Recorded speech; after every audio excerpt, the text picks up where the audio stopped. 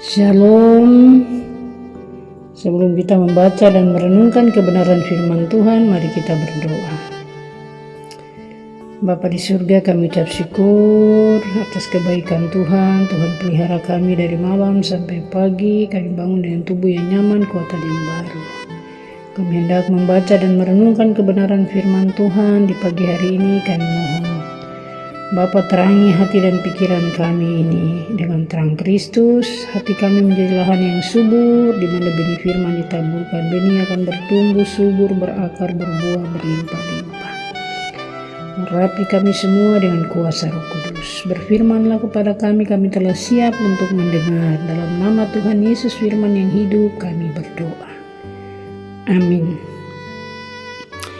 Kebenaran firman Tuhan dari Mazmur 43, berilah keadilan kepadaku ya Allah, dan perjuangkanlah perkaraku terhadap kaum yang tidak saleh. Luputkan aku dari orang penipu dan orang curang.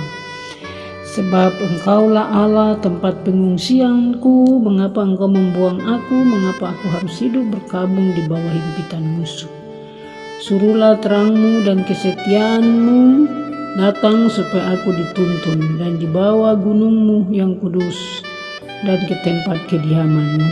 Maka aku dapat pergi ke mesbah Allah, menghadap Allah yang adalah sukacitaku dan kegembiraanku, dan bersyukur kepadamu dengan kecapi ya Allah, ya Allahku. Mengapa engkau tertekan hai jiwaku? Mengapa engkau gelisah di dalam diriku? Berharaplah kepada Allah, sebab aku bersyukur lagi kepadanya, penolongku dan Allahku.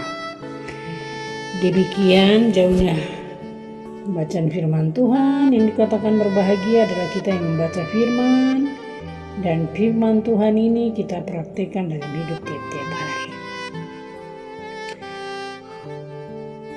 Saudara yang terkasih di dalam Tuhan Yesus Kristus, renungan singkat dari Mazmur 43 ini menggapai terang di tengah badai. Mazmur 43 adalah seruan pribadi yang mendalam, kelanjutan dari pergumulan yang sama dalam Mazmur 42. Ini adalah doa orang percaya yang merasa dikepung oleh ketidakadilan, cemooh, dan kekecewaan, namun imannya tetap tertuju pada Allah sebagai satu-satunya sumber pertolongan yang sejati. Yang pertama di ayat 1 dan ayat 2, pergumulan, kebutuhan akan pembelaan. Pemazmur memohon, berilah aku keadilan ya Allah, dan belalah perkaraku terhadap bangsa yang tidak saleh. Luputkan aku dari orang penipu dan orang curang di ayat 1. Pelajaran untuk pembacaan firman Tuhan ini, kita semua menghadapi masa-masa di mana kita merasa disalahpahami, dikhianati, atau dianiaya.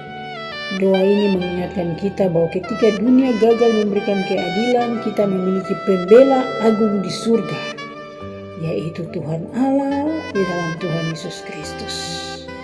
Daripada membalas dendam atau terjerumus dalam kepahitan, kita dipanggil untuk menyerahkan perkara kita kepada Allah, Hakim yang Maha Tahu. Luar biasa. Yang kedua, harapan. Pemohon cahaya dan kebenaran. Memohon cahaya dan kebenaran di ayat yang ketiga. Inilah inti dari Mazmur ini dan menjadi titik balik dari keluhan menuju keyakinan. Suruhlah terangmu dan kesetiaanmu datang, supaya keduanya menuntun aku, membawa aku ke gunungmu yang kudus dan ke tempat kediaman. Pelajaran untuk kita di tengah kegelapan, pemazmur tidak meminta jalan keluar, ia meminta terangmu dan kesetiaanmu. Cahaya Allah mewakili petunjuknya dan kesetiaannya. Kebenarannya mewakili janjinya yang tak pernah gagal. Ketika kita bingung atau tersesat, doa kita seharusnya bukan hanya meminta kemudahan, tetapi memohon petunjuk yang jelas untuk kembali kepada hadirat dan kehendak Tuhan. Gunungmu yang kudus. Yang ketiga di ayat 4, pemulihan, kembali ke sumber sukacita. Dengan dipimpin oleh terang dan kesetiaan Allah, pemazmur menyatakan, maka aku akan sampai ke mesbah Allah, kepada Allah yang adalah kegembiraanku dan sukacita. Bersyukur kepadamu dengan kecapi ya Allah, ya Tuhan. Tujuan akhir dari petunjuk Allah bukanlah sekadar melarikan diri dari masalah, tetapi untuk melawan kita kembali ke hadiratnya. Di hadiratnya kekecewaan digantikan dengan oleh sukacita dan sumber dari Allah itu sendiri. Menyembah dan bersyukur menjadi respon alami setelah mengalami pemulihan rohani. Yang keempat, resolusi. Dialog dengan jiwa ayat 5. Mazmur ini ditutup dengan pengulangan pertanyaan retoris dan perintah tegas dari Mazmur 42. Mengapa engkau tertekan, hai jiwa? Mengapa engkau gelisah di dalam diriku? Berharaplah kepada Allah, sebab aku bersyukur lagi kepadanya, penolongku dan Allahku. Ini adalah perang batin antara emosi dan runtuh. Mengapa engkau tertekan, dan iman yang teguh berharap kepada Allah. Iman bukanlah ketiadaan keraguan, melainkan sebuah keputusan aktif untuk memerintah jiwa yang gelisah agar menaruh harapannya hanya pada karakter Allah yang setia. Luar biasa. Saudara yang terkasih di dalam Tuhan kita Yesus Kristus, poin refleksi bagi kita yang pertama, kepada siapa kita bersandar? Ketika ketidakadilan menyerang, apakah Anda mencari pembalasan di dunia atau menyerahkan perkara Anda kepada Hakim yang Maha Adil? Yang kedua, apa yang kita minta? Dalam kegelapan, apakah yang Anda harus minta? Masalah dihilangkan atau Anda memohon terang dan kesetiaan Allah untuk menuntun Anda kembali ke hadiratnya? Yang ketiga, di mana sukacita kita? Ingatlah, sukacita sejati tidak ditemukan dalam keadaan yang sempurna, tetapi dalam Allah itu sendiri. Dia adalah sumber kegembiraan kita dan sukacita kita. Saudara yang terkasih di dalam Tuhan Yesus Kristus, mari lewat firman Tuhan ini kita terus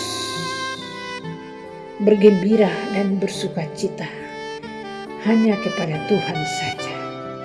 Bergembira dan sukacita di dalam Tuhan, karena sumber kegembiraan, sumber sukacita, sumber pertolongan hanya dari Tuhan Allah, pencipta langit dan bumi. Di dalam nama anak Yesus Kristus, juru selamat dunia, dengan pertolongan Roh Allah yang kudus.